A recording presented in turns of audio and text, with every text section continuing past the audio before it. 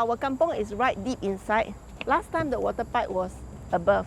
All of us, when we go home, right, we can walk under, and when the rain is heavy, right, it can overflow. So there were instances when my cousin almost drowned in the water hole.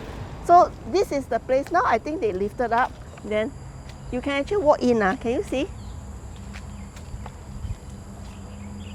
That is the path. What's that? That is the path. It's a road inside. Yeah, it's a road inside.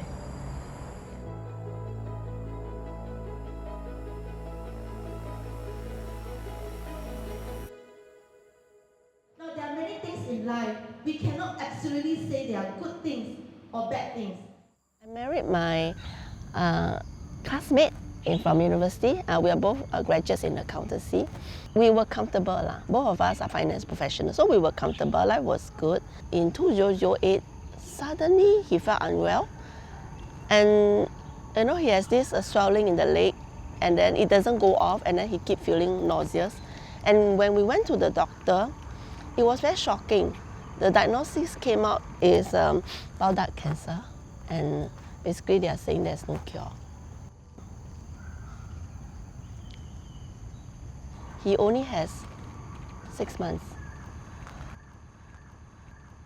So with that, our world turned, it's just turned upside down. I think I plunged into depression. I couldn't take it. Yeah.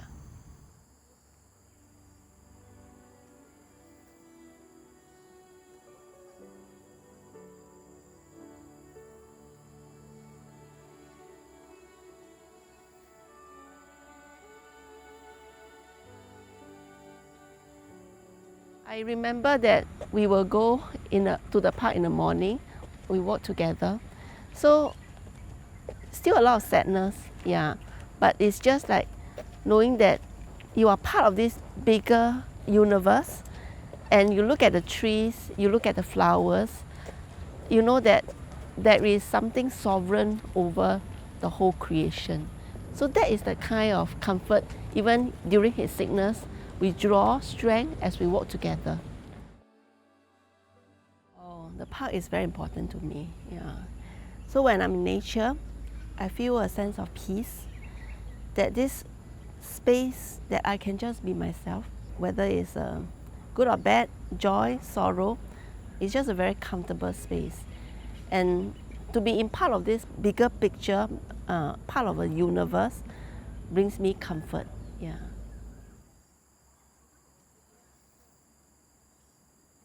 Throughout my studies, I did an internship, and the internship was to render pastoral care to the patients in the hospital.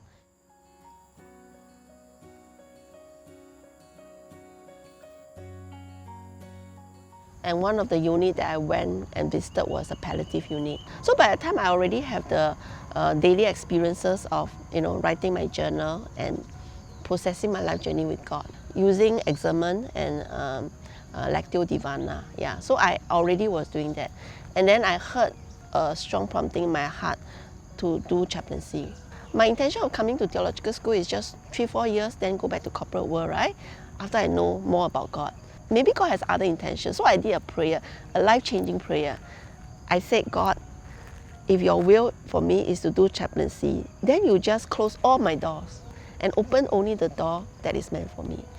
So all the job opportunities, which actually were through the final stages already, started to close one by one.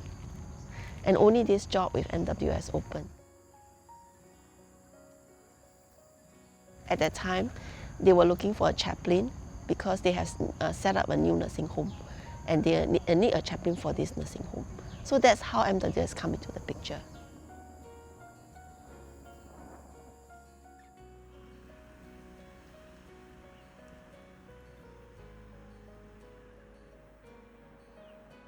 My job is mainly to give pastoral care. I will visit homes of beneficiaries who are facing end of life, yeah, and I will support them in the journey. And I also visit the beneficiaries at the nursing home where I render pastoral care support. Besides that, I also share encouragement messages on a weekly basis to encourage the residents who are staying in the nursing home. So every individual that come to the nursing home come in with a life story, and the life story is unique. Some are alone, they have no family members, but in the course of their life journey, they went through different kinds of struggles. I have some beneficiaries who lost contact with their entire families. So they come in with all these struggles, and I basically sit with them and attend to them. Yeah.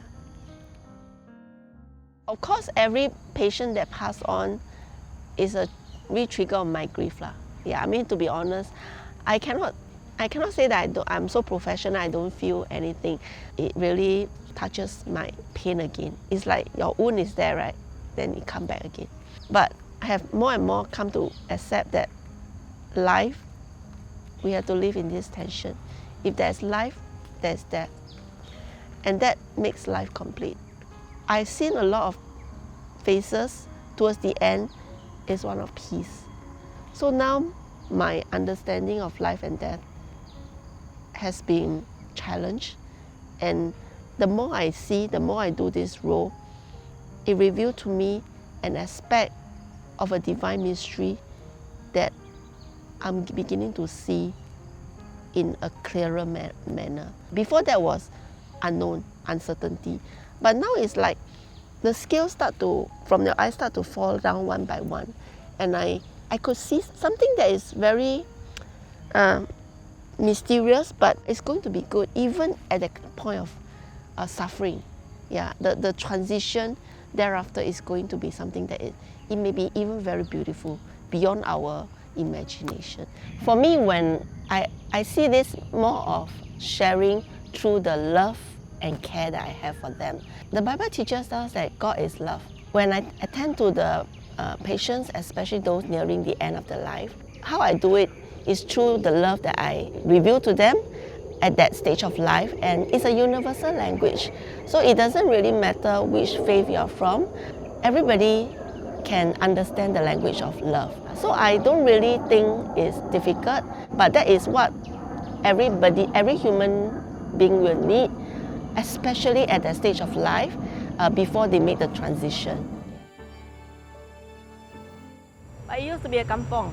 That's why it's called Jalan Kampong Cantik. Oh, this is the Malay kampong. Yeah, this is where the kampong area, the Malay will stay with chickens and all this. And this is a place where they have the school. During festivals, ghost festivals, people will come and then they will perform. And there's also a temple, and he will have childhood games. So we will play our games there and hopefully to strike some prize. So that's how we spend our childhood. So this is the gathering place for the community. It's the joy of getting together in this community. Yeah, like it's the only entertainment we have. We don't really have television. Yeah, and then we don't have shopping center. So we all come here, yeah, to have fun. Yeah. Just now I show you the road, right, leading to the kampong, right? Yeah, and that is, you saw that building over there. That was where my kampong was, and we stayed there. We are not the only household. There's quite a few of them.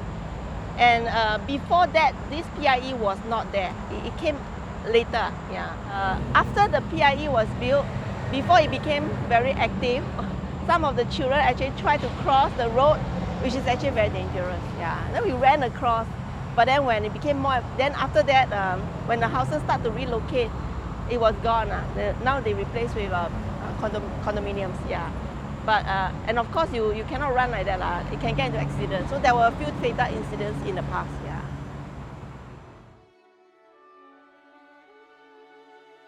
Yeah, we are supposed to be very poor, but I really don't feel it.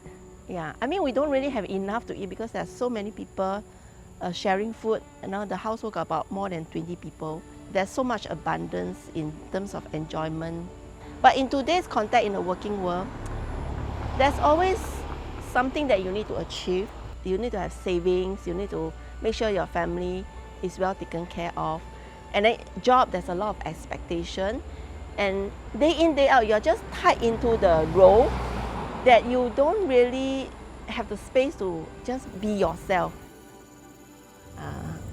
And looking at the animals brought me so much joy. Yeah. Once spotted a goose and then was chasing after the goose.